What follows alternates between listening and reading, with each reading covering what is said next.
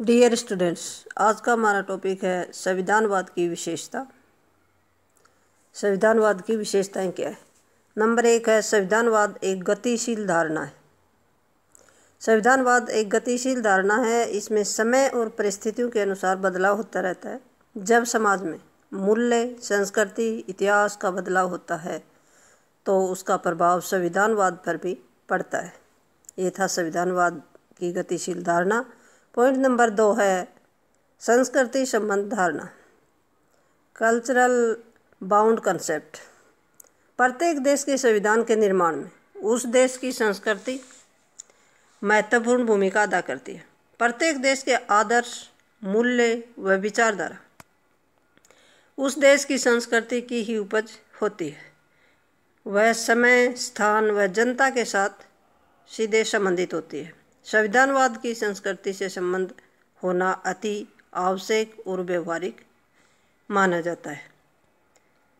अगला point number 3 है संविधानवाद समभागी धारणा है। संविधानवाद की एक महत्वपूर्ण विशेषता इसका समभागी होना है। एक राष्ट्र के कुछ मूल्य, आदर्श, लक्ष्य एवं निष्ठाएं हो सकती हैं। इन निष्ठाओं में अन्य राष्ट्रों की भी सहभागिता हो सकती है। उदाहरण के तौर पर पश्चिमी देश स्वतंत्रता, समानता, न्याय, कानून का शासन, संविधान की सर्वोच्चता और आधारभूत सिद्धांतों में समानता पाई जाती है। इसी तरह साम्यवादी देशों के विचारों में भी समानता पाई जाती है। विकासशील देशों के संविधानों में अलग तरह की समानता दिखाई देती है। इन विचारधाराओं के संविधान में चाहे अंतर पाया जाता है, परंतु यह अंतर केवल मात्रा का होता है, प्रकार का नहीं। इसलिए संविधानवाद को एक समभागी धारणा कहा जाता है। अगला पॉइंट है पॉइंट नंबर 4, संविधानवाद मूल्य आधारित धारणा है। It is value based concept. संविधानवाद उन मूल्यों, विश्वासों व राजनीतिक आदर्शों की ओर संकेत करता है जो राष्ट्र के प्रत्येक नागरिक के लिए प्रिय है व राष्ट्रीय जीवन का आधार भी है।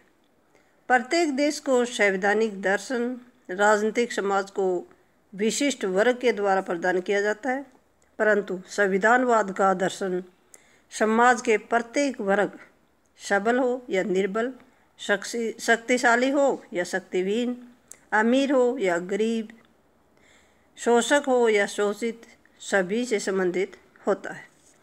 समाजवाद का बुद्धिजीवी वर्ग इसे आम जनता तक पहुंचाता है और समाज इसे स्वीकार करता है। बुद्धिजीवी वर्ग जिन मूल्यों को आम जनता के सामने पेश करता है वही मूल्य लोकप्रिय हो जाते हैं।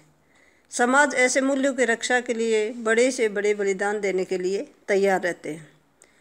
जैसा कि हम इंग्लैंड का उदाहरण लेते हैं, ये हमारे सामने है कि वहाँ की प्रजा राजतंत्र को बचाए रखने के लिए कुछ भी कर सकती है। उनकी राजतंत्र के प्रति गहरी आस्था है और वहाँ की जनता राजतंत्र को पसंद करती है, इसलिए वहाँ राजतंत्र भी सफल है। Thank you.